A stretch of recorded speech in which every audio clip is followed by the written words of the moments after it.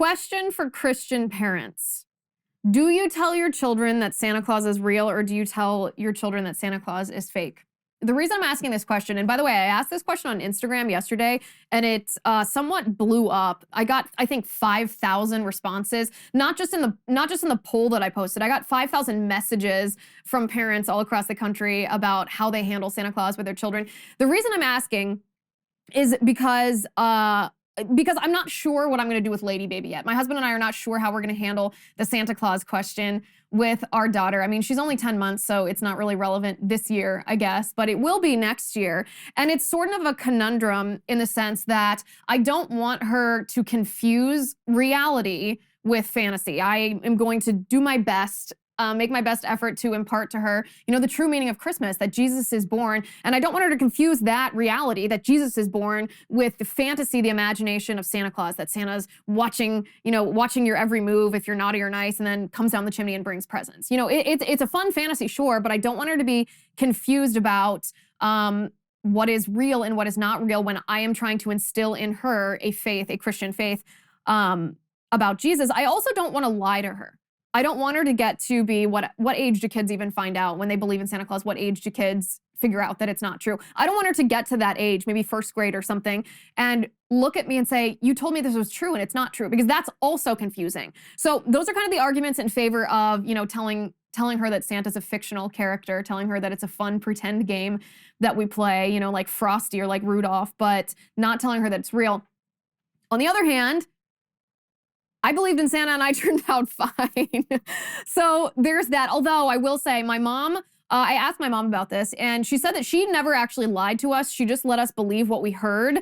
And when we actually asked her eventually whether Santa Claus was real or not real, she told us the truth. In fact, I actually remember the moment that I realized that Santa was fake. I was riding in the car with my mom, and it was just me and my mom, which was odd since I am one of 5 siblings. There was usually a whole bunch of us, but it was just me and my mom. And I just realized, it was during Christmas season, before Christmas, and I realized how unrealistic it was that Santa Claus would come down the chimney. So I turned to her and I asked her, is Santa Claus real? And she says no. And for me, and I know this is a different experience than some people have, for me, this was not a moment of betrayal. I did not feel that, my innocence was shattered, that this was just, it didn't break my heart and break my spirit. Actually, opposite. I felt super, super cool. Like I was now in the in crowd. Like I knew what the adults knew. And so I felt super cool, but I know that that's not the same for a lot of kids. So my question to Christian parents is, how do you handle Santa Claus with your children? What do you tell them? Do you tell them that he's real?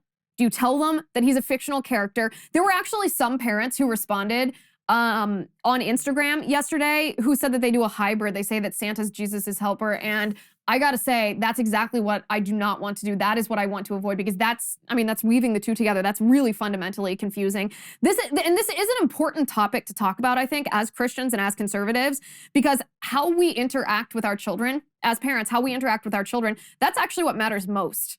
That matters more than politics. That matters more than pop culture. That matters more than political discourse. How we interact with our children is the most important of all, because as parents, of course, we are called to form our children to be holy, but we're also forming the next generation of citizens of the United States of America. Politics, obviously, we've heard this a million times, it begins at home. So if we forget about the family, if we forget about how important these family issues are, then politically, we as conservatives, we're going to be 2 steps behind the left, because we will be fighting for the minds of people after those people's minds have already been indoctrinated by the leftist children. That's why the left fights for public schools. That's why they use public schools as indoctrination centers, because they know children's minds are ripe for indoctrination, because they're ripe for formation. So as parents, obviously it's our responsibility to form our children's minds, and it is more important than any political thing. But I really am truly interested in everyone's input on this. If you are a Christian, how do you handle the question of Santa Claus? Do you tell your kids that he's real? Do you tell your kids that he's fake? I'm Liz Wheeler. This is The Liz Wheeler Show.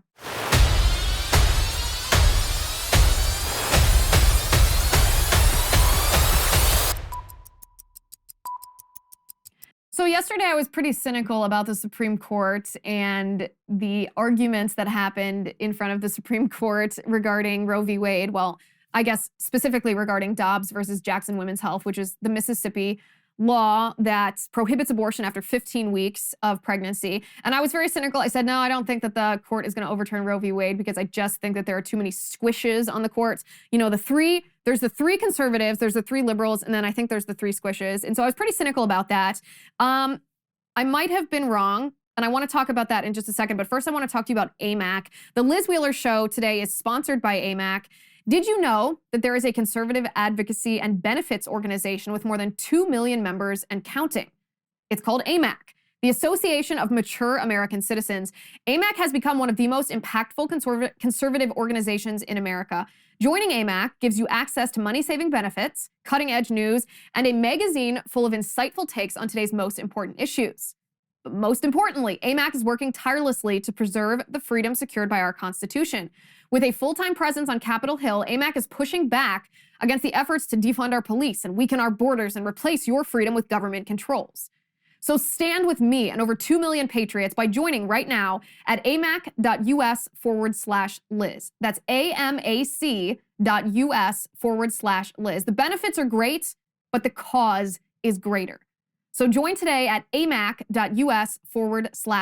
That's amac.us/Liz. You'll be glad you did. It's worth it.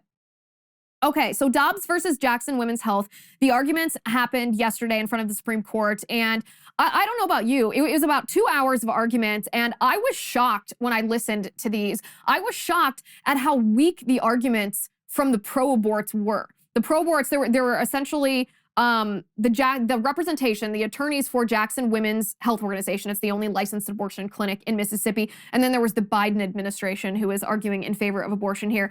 And their arguments, I was expecting better from their arguments. I was expecting more nuance. I was expecting more legalese. I don't know. I was expecting it to be a little more elegant of an argument from the left. And it really, really wasn't. The crux of the left's argument in favor of abortion, essentially in favor of Roe v. Wade, was twofold. They were arguing that Roe is some sort of super precedent, that precedent cannot be overturned, even if the original ruling that set the precedent was wrong, which is an insane argument to make. An insane argument to make. It's also just contradictory of our nation's legal history. The Supreme Court has overturned precedent. We talked about this yesterday on the show, has overturned precedent when they determined it to be wrong. I mean, Plessy versus Ferguson upheld racial segregation in the United States.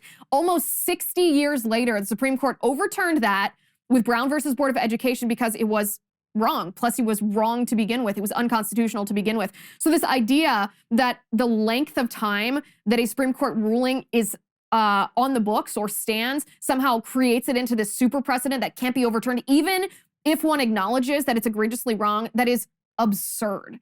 That is that's the weakest, most desperate argument that I think I've ever heard when it comes to abortion. It's just a terrible legal argument. That was the first argument from the pro-aborts. The second argument was just unscientific.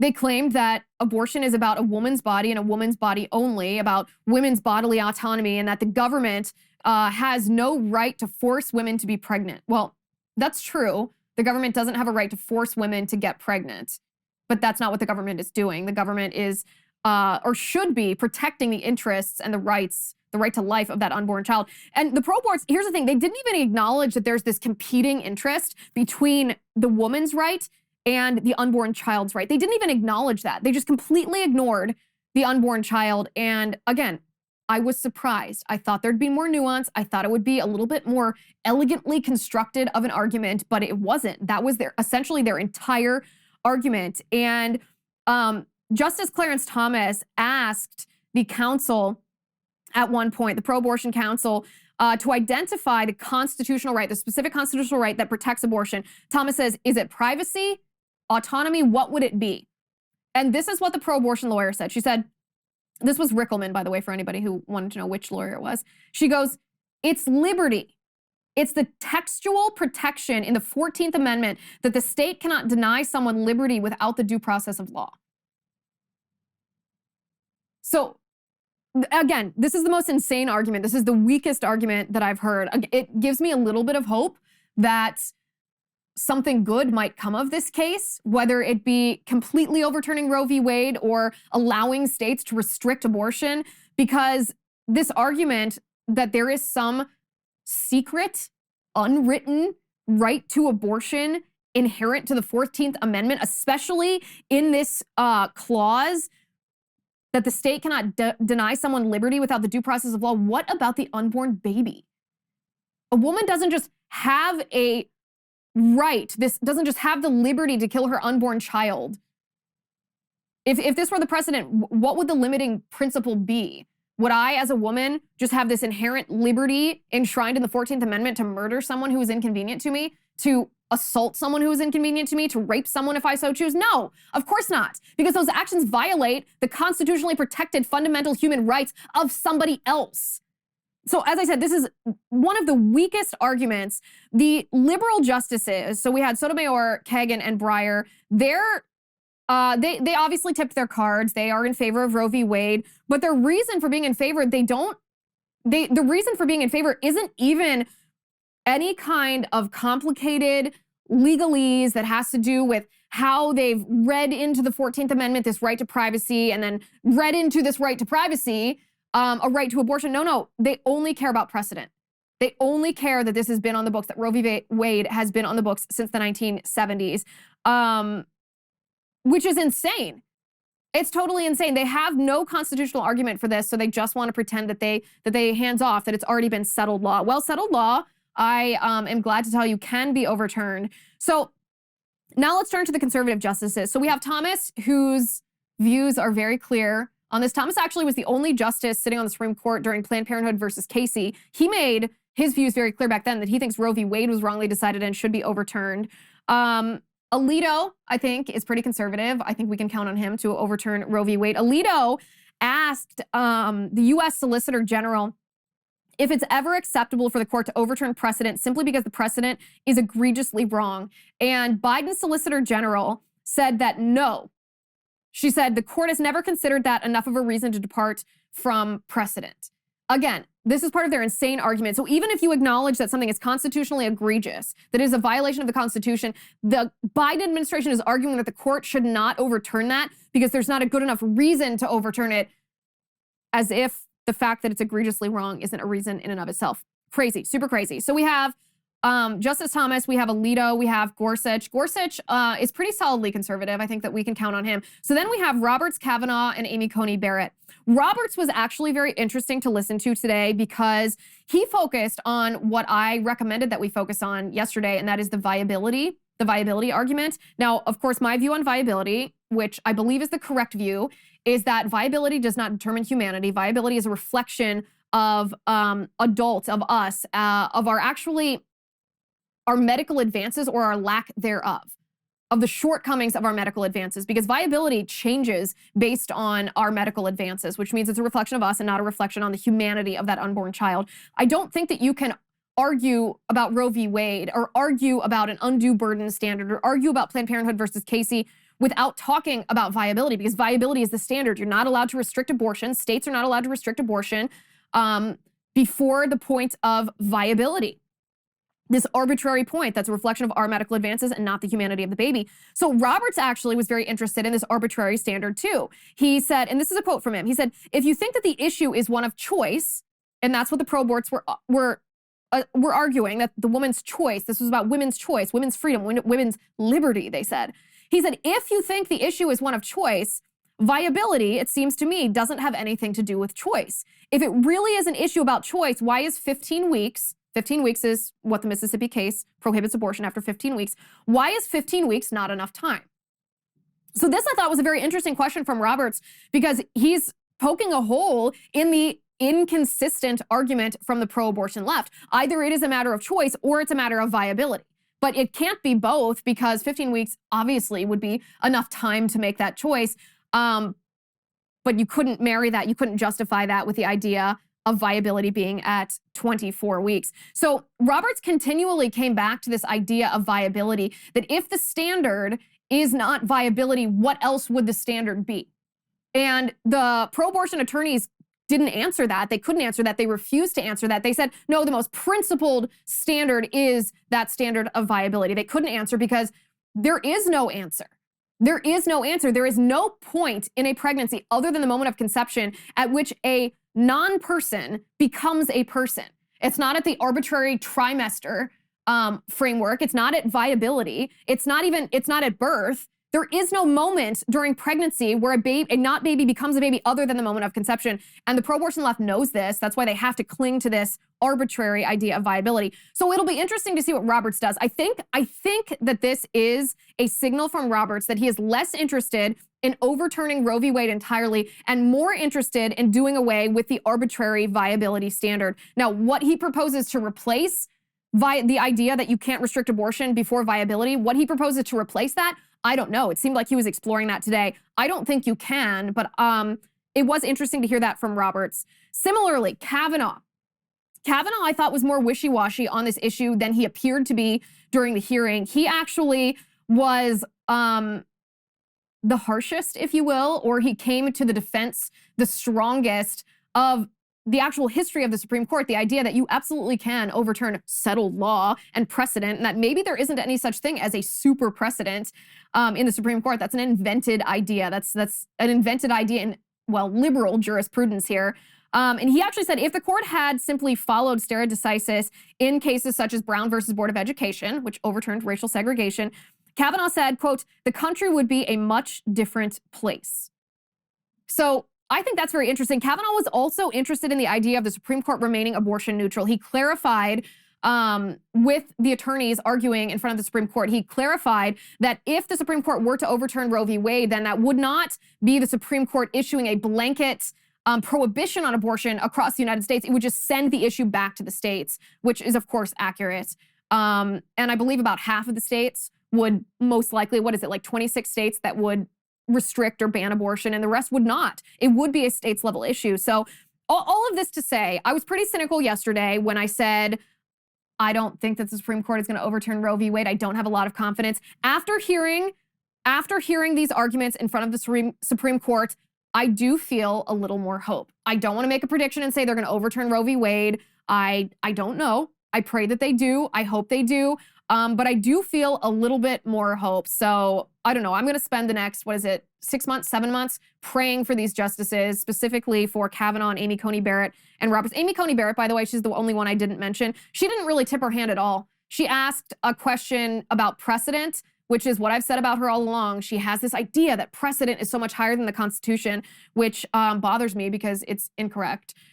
But beyond that, she didn't say much. She did mention at one time the idea of these drop-off locations, these safe zones where mothers who, were pregnant and carried the baby, gave birth to the baby and didn't want the baby could safely relinquish their baby into the custody of the state at these anonymous drop-off centers. And the reason she mentioned that, I think the reason she mentioned that was to say, we have these now, we didn't have those then, so the justification for this so-called need for abortion that existed back then, isn't justified now. I don't know exactly why she brought that up, but she didn't tip her hand the way that the other ones did. Again, a little more hope than I had yesterday. Okay, so the University of Pennsylvania, there's a swimmer. Now, most of you know I was a competitive swimmer in high school. I swam year-round on a club team. Absolutely loved it. I was planning on swimming in college, but then I injured both of my shoulders, dislocated both my shoulders, and then I was diagnosed with a cell disease. And unfortunately, the end of my swimming career was caused by less the shoulders and more being diagnosed with a cell disease. I was obviously devastated because I loved swimming. I swam from the time I was like 9 years old through age 16, and it was my favorite thing in life. It was my absolute favorite thing. I cannot tell you how much passion I had. After I was diagnosed and got sick, the prayer that I prayed was less that I would be healed and from the disease that I was diagnosed with, and more that I would find something else that I felt as passionately about as I did about swimming. Now, of course, we can see now that God has answered that prayer because this is what I'm passionate about. But all of this is to express how much I absolutely love competitive swimming. I absolutely love the sport. I hope that I'm not going to push my kids to get into it, but I'm going to introduce it to them and hope that they take to it. And I don't know if my daughter, I don't know if Lady Baby will have that opportunity because it seems that women's swimming is on the chopping block right now. We're going to talk about that in just a second. But first, I want to talk to you about Sole. Today's episode is also brought to you by Sole. Sole is the sustainable orthopedic footwear company that seeks to enhance your mobility, improve your foot health, to keep you in the game longer by building shoes from the inside out. So let's start with some questions here. What is a footbed? Let's start with this. 85% of the population will have one or more foot-related ailments in their lifetime. We're talking about plantar fasciitis. We're talking about Morton's neuroma. A lot of these, admittedly unsexy ailments, can be helped with a footbed. Sole has created a footbed, a great place. They define a footbed to be a great place to rest your soul. That's affordable, customizable, and improves people's everyday foot comfort. Millions of customers rave about this product. 2/3 of Sole customers have 2 or more pairs of footbeds. Once you know the comfort, the pain relief, the performance enhancement, and injury prevention benefits of Sole footbeds, you will want them in every shoe you own. Sole has an amazing offer for first-time customers, 50% off if you use my URL, yoursole.com/Liz. That is yoursole.com/Liz. So you can try Sole for yourself. They are so confident that you will love them that they have a 90-day money-back guarantee. It's very hard to go wrong. yoursole.com/Liz. That is yoursole.com/Liz. So I worry that women's swimming is on the chopping block. The radical left is going to destroy women's swimming, which breaks my heart because, like I said, I'm not going to be a pushy parent. I'm not going to force Lady Baby to go into swimming just because I loved it. But I hope she loves it. I hope she wants to swim. It's an amazing experience. Well, maybe it won't even be an option for her to swim. Maybe she will feel completely disincentivized from even trying to compete in women's swimming because at the University of Pennsylvania, there's a swimmer by the name of Will Thomas who competed as Will Thomas, a man, for 3 years of his swimming career. Now, Will Thomas is competing as Leah Thomas, identifying as a woman and competing in the women's competition. Yes, this individual is identifying as transgender, born male, now identifies as female, and Leah Thomas is destroying the competition. Leah Thomas is decimating the female competition. Leah Thomas has the second fastest 500 freestyle time in the nation after a swim meet this past weekend. This is devastating. Will Thomas, by the way, wasn't that good. I mean, he was good, but he wasn't that good. Leah Thomas destroys the women. This past weekend, Leah Thomas defeated the field by 6 seconds. The second place finisher was 6 seconds behind. To put this in context of how much 6 seconds is in swimming, think of Michael Phelps. Think of these photo finishes in the Olympics where Michael Phelps is touching the wall and it's like 1/100th of a second. That's very typical in the sport of swimming. Swimming comes down to hundredths of seconds. That's all that separates first and second and third place finishers. That's all that keeps someone off the medal stand. That's all that keeps them from being champions. 6 seconds is like a third of a lap. This is like outside of the flags. This is insane. This is ruining women's swimming. And Thomas told the student newspaper, being trans has not affected my ability to do this sport and being able to continue is very rewarding. Well, it's not about you.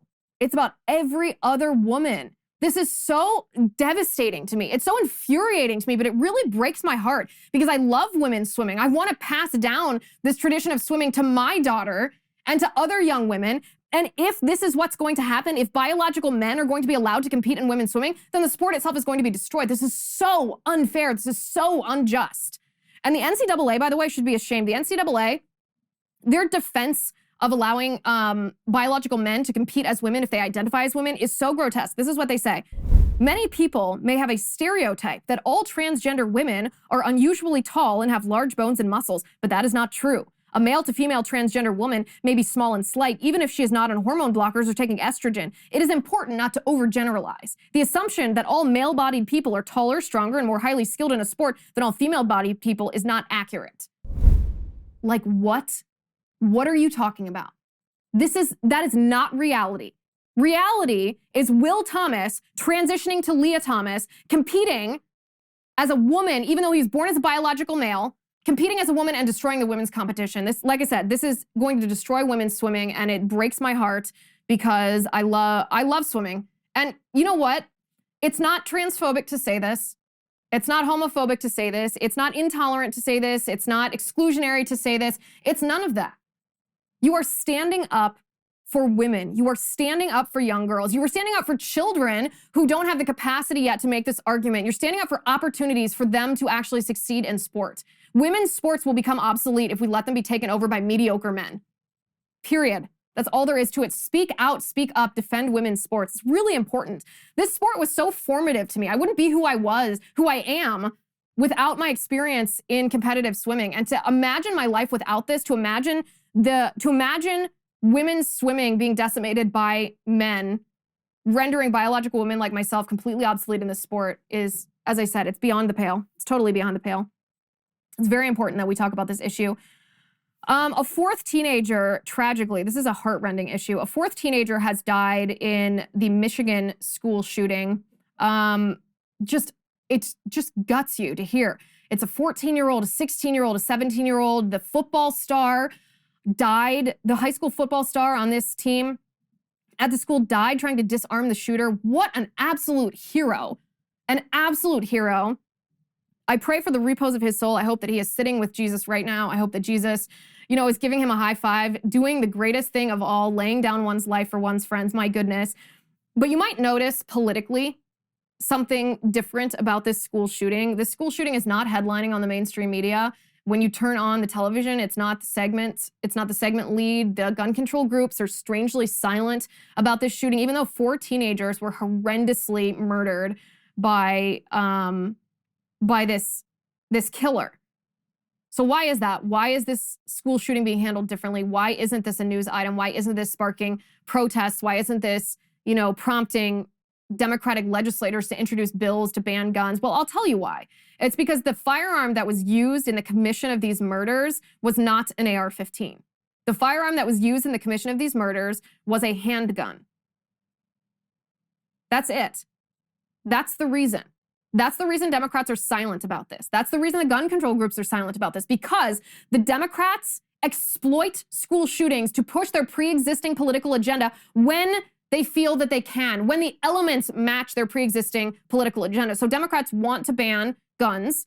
They have started with AR-15s. They try to portray AR-15s as being some scary assault-type rifle weapon of war. They've painted them completely unrealistically. They ignore the facts and the data about how often AR-15s are used in the commission of murders versus handguns, for example. That doesn't matter to the left with most school shootings. Whenever AR-15s are used, this is the reason. If you want to protect children, if you want to save lives, you will ban AR-15s, they tell us.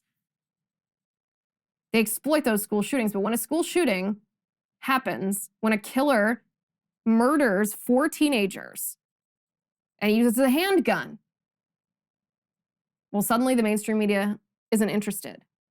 The Democrats are quiet and the gun control groups look the other way. And this is very important to note. It's very important for us to put a pin in this because it proves that the Democrats don't care about solving school shootings. They don't care at all about prescriptions that would prevent this or mitigate this or stop this. They pretend to care, but they don't. All they care about is their pre-existing political agenda and using tragedy, using fear, using grief, using terrorism to try to push that political agenda. I can't think of anything, any time, any incident that this has been clearer since the Waukesha terror attack at the Christmas parade. When the Democrats, this doesn't fit their narrative. Didn't fit their narrative because the perpetrator was black. The perpetrator was a black nationalist, actually. A black nationalist who called for violence against white people. And so suddenly it was just the car that drove through the parade. The terrorist, the attacker, the black nationalist was left out of the narrative because it contradicted the Democrats' political ideology and their political agenda. Make note of this, my friends. Make note of how the Democrats handle tragedy, what they ignore and what they exploit, because that tells you the truth about their characters, their intentions, and their political motivations more than anything else. It's horrifying. Horrifying.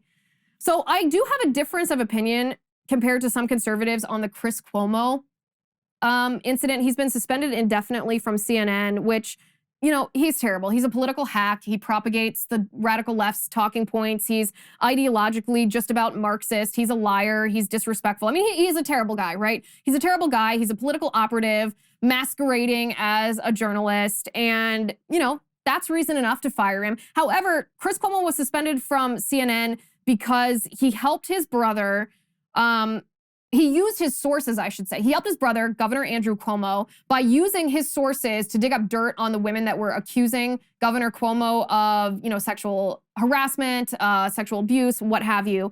And that is reason, by the way, to be suspended from CNN if you are abusing, your platform, you're abusing your position, you're pretending to be this neutral arbiter of fact. Meanwhile, you're not actually a neutral arbiter. You are covering up for your brother, who is credibly accused of sexual misconduct here. But here's my difference of opinion here. There are conservatives, and I'm gonna call them out by name because Jesse Kelly is one of them, and he's a good friend. I hope he listens to this. I'd be interested in hearing his response to this. And Tucker Carlson also. They were propagating the same narrative that that Chris Cuomo deserved to be fired for what he is, notwithstanding his brother, but doesn't deserve to be suspended because he helped his brother, because they were presenting this idea that family comes first and that your ultimate loyalty is to your brother. And so we can't blame Chris Cuomo for helping his brother. Every brother should help a brother the way that Chris Cuomo helped his.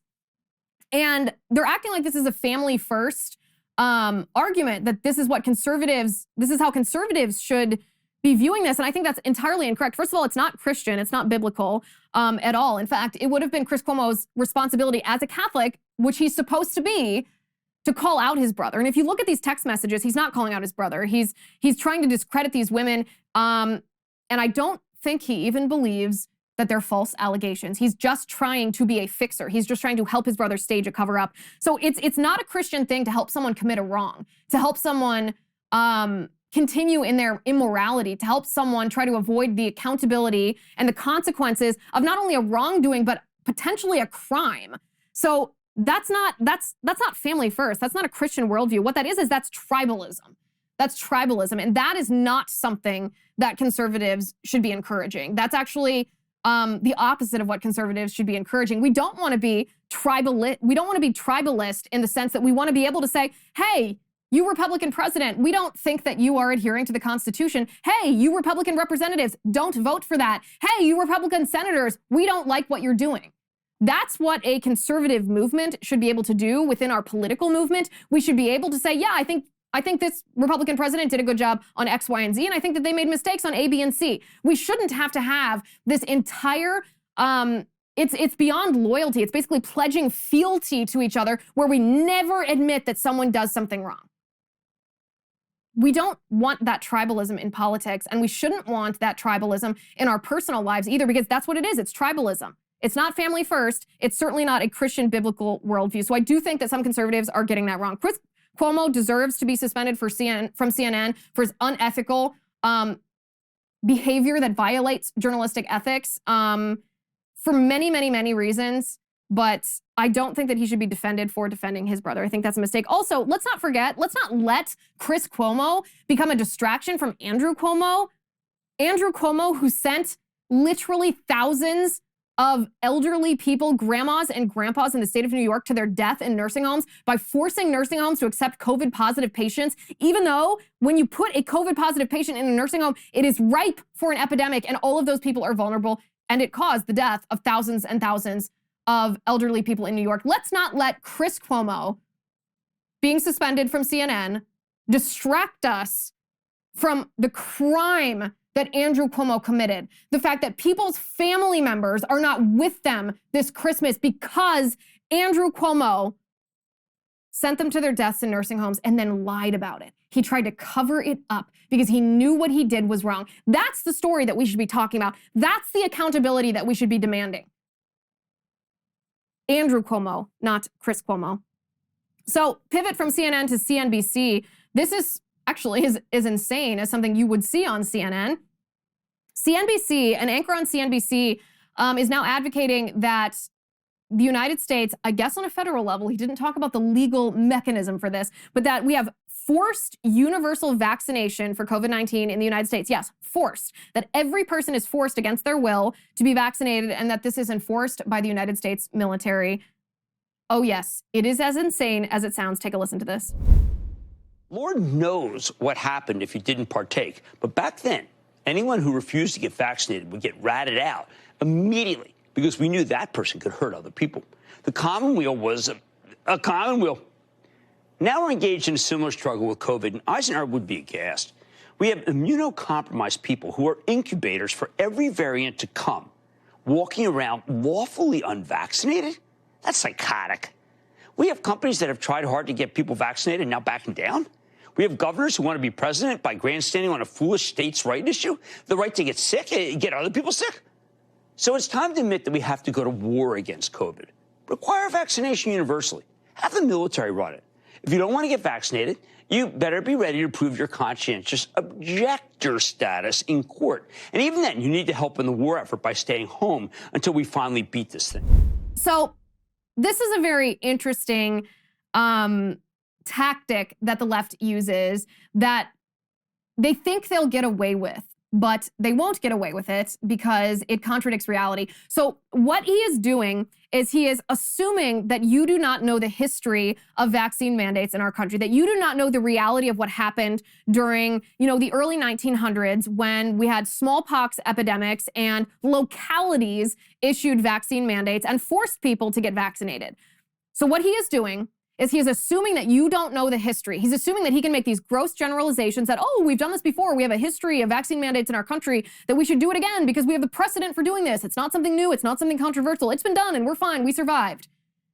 He's making the mistake of not reading his history books, because what actually happened when there were forced vaccine mandates, when there was this universal vaccination, when people were coerced, not just coerced, when they were forcibly injected with a smallpox vaccine, what actually did happen?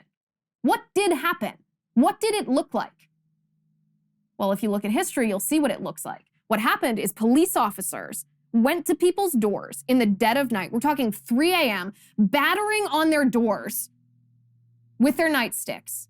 When people would open the doors, they would get handcuffed and arrested and forcibly injected out there in the street. And you know who was targeted for these handcuffed, forced injections? Black people. Black people bore the brunt of this. Black people were the ones who woke up to police hammering on their doors. They were arrested and handcuffed, suffered this indignity, and forcibly injected against their will. Black people were the ones who suffered for this. So when you hear nutcases going on psychotic rants like the CNBC anchor, talking about this history, this precedent of vaccine mandates, you ask them, what is the history? What did happen?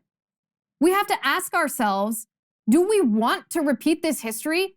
Because there's a lot of history in our country that we don't want to be repeated. We have a history of slavery.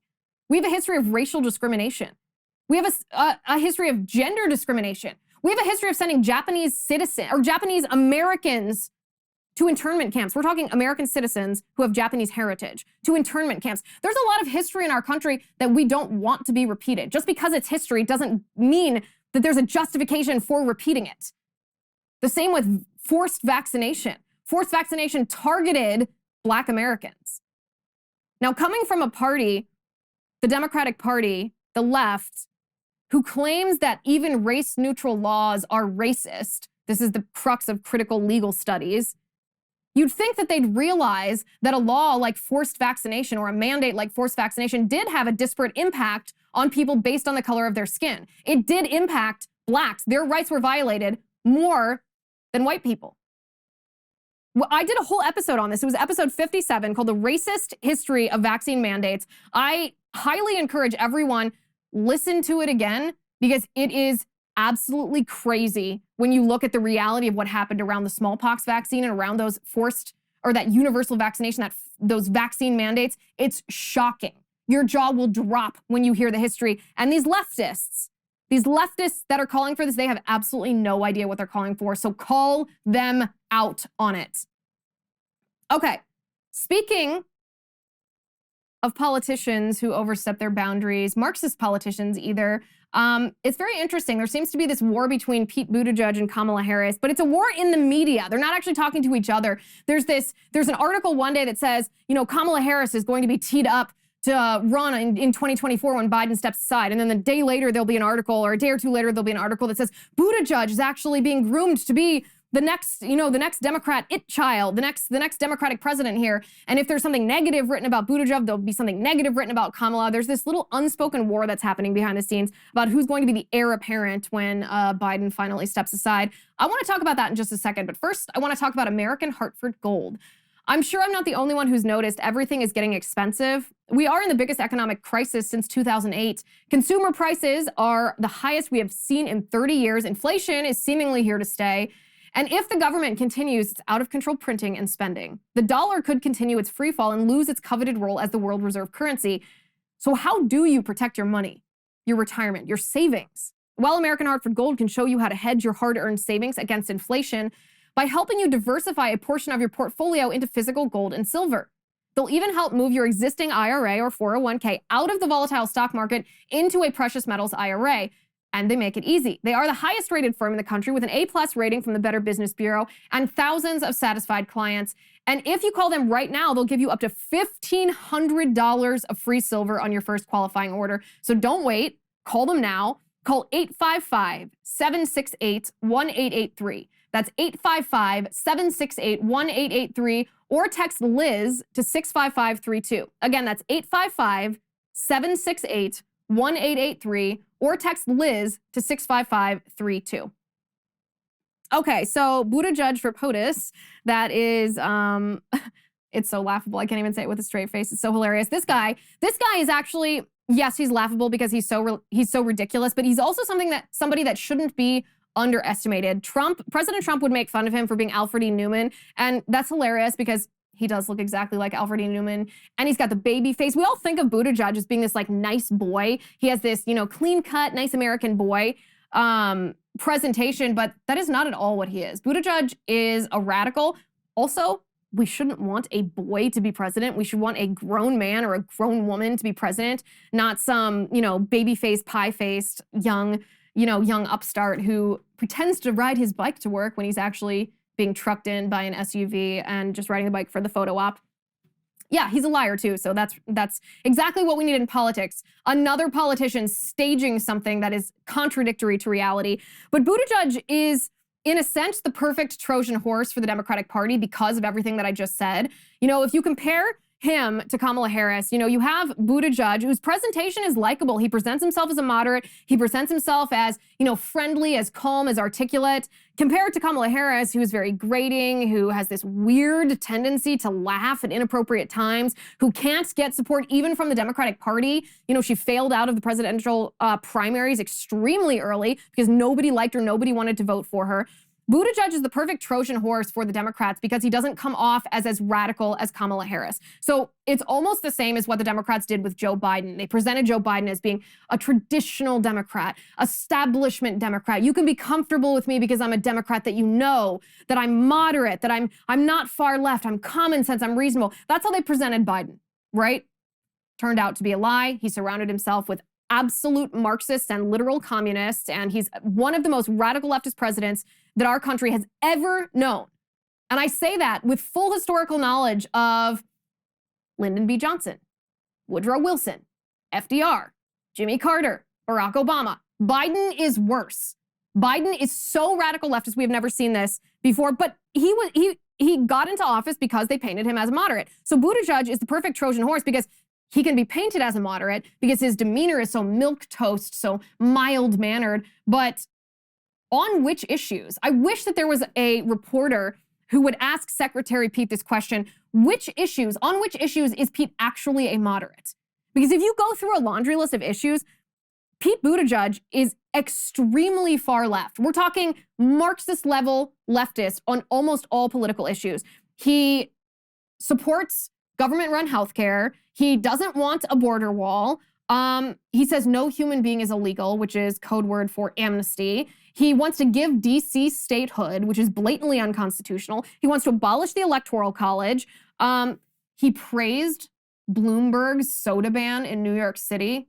I mean, you want to talk about big daddy government? Praised Bloomberg's soda ban. He wants higher taxes on the rich. He wants to stack the Supreme Court. He supports the Equality Act. I mean, this guy is so far left. He's so radically left, and he admitted this. These are all, this list that I made of radical leftist positions, he articulated each and every one of these either on his campaign website or in the Democratic primary debates leading up to the 2020 election. He said all of these things.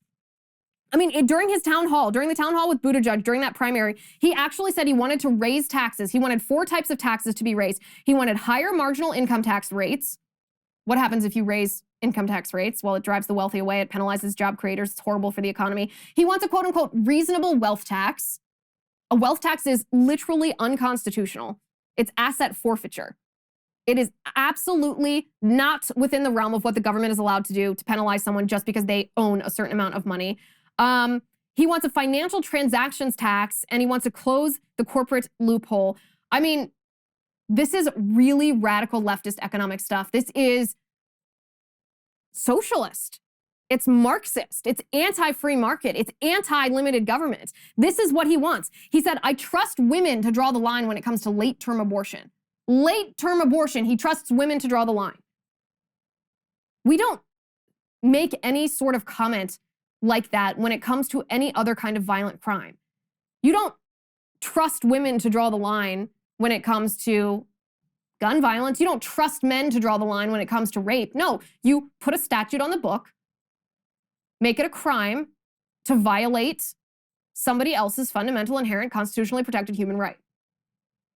But Buttigieg wants late-term abortion to be legal. So incredibly radical. He has supported the idea of erasing Thomas Jefferson from history. He supported a national gun license, which is essentially a gun registry, reparations for slavery. He supports, this guy is so nutty. He's the perfect Trojan horse because he comes off as this little mild-mannered, milquetoast, baby-faced, nice boy next door from the Midwest, and he's not. He's not at all. In fact, Pete Buttigieg's father, Joseph Buttigieg, was an admitted Marxist.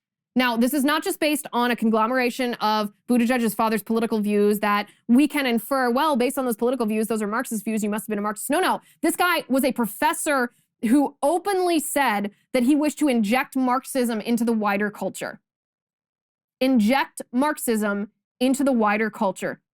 He spoke fondly of the Communist Manifesto, did Buttigieg's father. He was a scholar of Antonio Gramsci. You might remember our discussion on Antonio Gramsci when we were talking about critical theory being the grandfather of critical race theory and how this Marxist critical theory morphed into the Marxist critical race theory that we are fighting right now in the United States, how Antonio Gramsci, the founder of the Italian Communist Party, was a big part of this. He wanted to re-educate the working class in order to spur them to rise up in a Marxist revolution. This is who Pete Buttigieg's father was. He was an advisor to Rethinking Marxism, which was an academic journal dedicated to Marxism. I mean, I can go on and on and on here. This guy was a committed Marxism. And to my knowledge, nobody has ever asked Pete Buttigieg, do you ascribe to your father's ideology? And if not, why not? And where do you differ? No one has anybody ever asked Pete Buttigieg? If they have, send me the video, send me the text, because I don't think that anybody has ever asked Secretary Pete that question. And based on Pete Buttigieg's policy positions that he has supported, that he has embraced, it looks like all of the domestic policy positions that Pete Buttigieg says he supports actually would result in injecting Marxism into the wider culture, which was his Marxist father's goal. So Pete Buttigieg is the perfect Trojan horse. We can laugh at him and we should mock him. I mean, is he still on paternity leave? Wouldn't you just love? I would laugh forever if at a White House press briefing, I know Biden doesn't answer questions, but didn't he answer a couple of questions this week after he was talking about COVID-19 and Omicron? If one reporter would just say, do you know if Secretary Pete's back from paternity leave yet? During this crisis, this supply chain crisis, this emergency, is Secretary Pete back on the job, or is he still learning about bottle feeding? Nobody asks these questions. These are questions that should be asked. Pete Buttigieg is the perfect Trojan horse because he comes off as moderate, but he is not. He may be able to convince the Democratic electorate that he's moderate unless we expose the truth, unless we make sure that Buttigieg's image reflects the reality of who he is personally and politically. He is a radical leftist ideologue whose family history is Marxism, which he has never disavowed.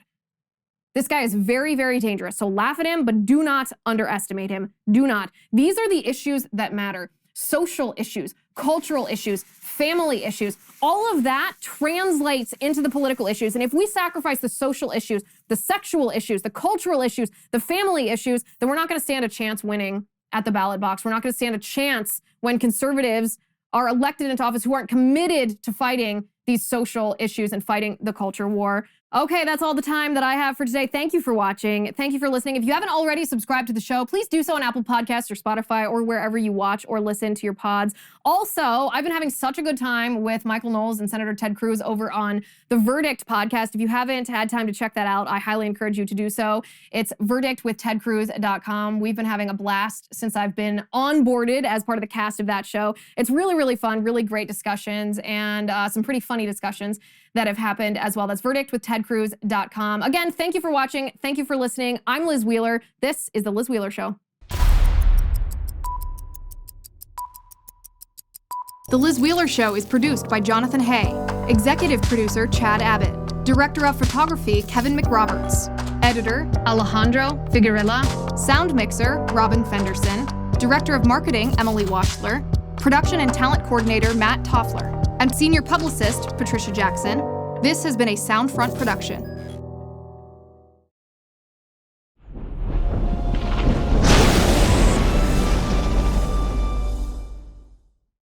If you haven't already, give this video a thumbs up, hit the subscribe button below, and ring the bell to make sure you never miss a video.